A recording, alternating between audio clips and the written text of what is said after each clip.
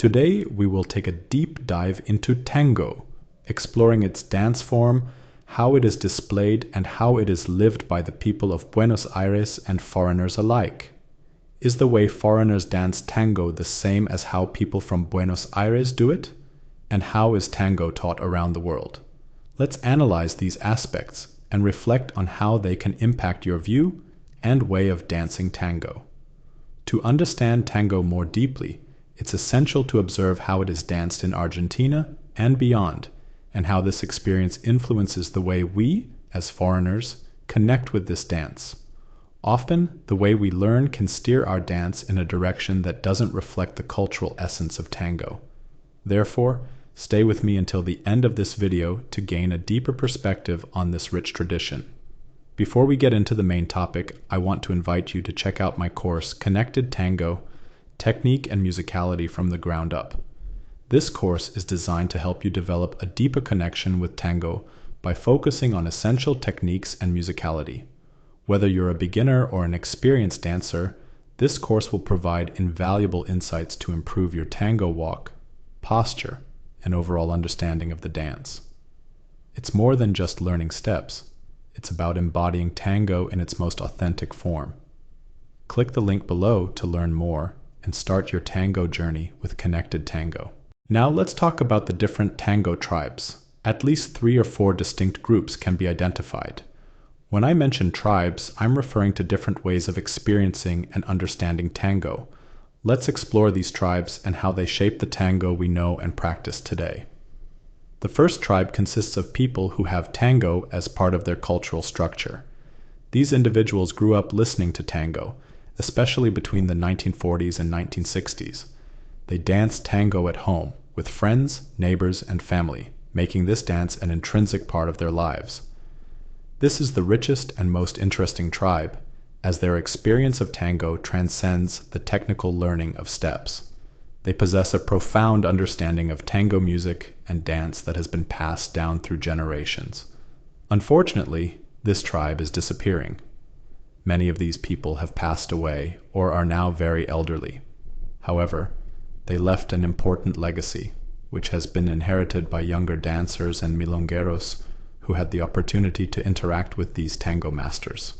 I, for example, am one of these cultural heirs, as I have lived and learned from old milongueros throughout my 30 years of tango experience.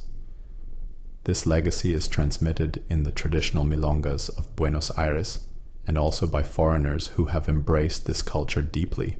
The second tribe consists of people who learned tango in dance schools, usually starting to dance 10 or 15 years ago.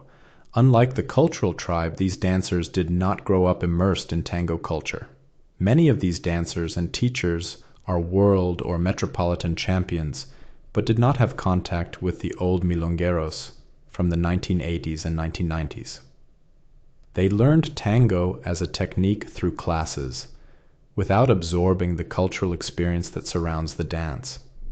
Most of the tango teachers we see today, especially on social media and in performances, belong to this tribe. They are dancers who master movements and steps, but do not have tango as part of their cultural baggage. This type of learning results in a more superficial tango focused on steps and choreographies, rather than the deep cultural experience that makes tango truly special. What is the difference between these two approaches, and how does it impact our lives as dancers? When you receive tango culturally, through interaction in traditional milongas and with old milongueros, you gain a much deeper understanding of the dance. Even if you take classes, the cultural learning brings a richness that cannot be achieved solely through technical movements. On the other hand, when you learn tango from teachers who lack this cultural background, you learn steps and movements, but not the essence of tango. This difference is fundamental. Cultural tango is transmitted more deeply, based on lived experiences, music, poetry, history, and social codes that are part of this tradition.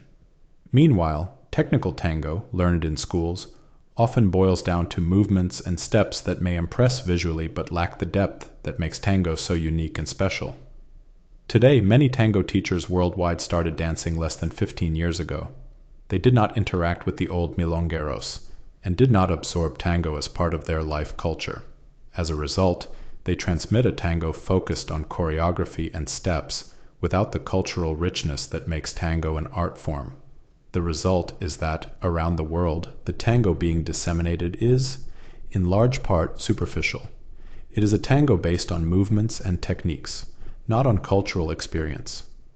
This is a problem because, if you are learning tango in a superficial way, you may be missing the opportunity to experience this art form authentically and deeply.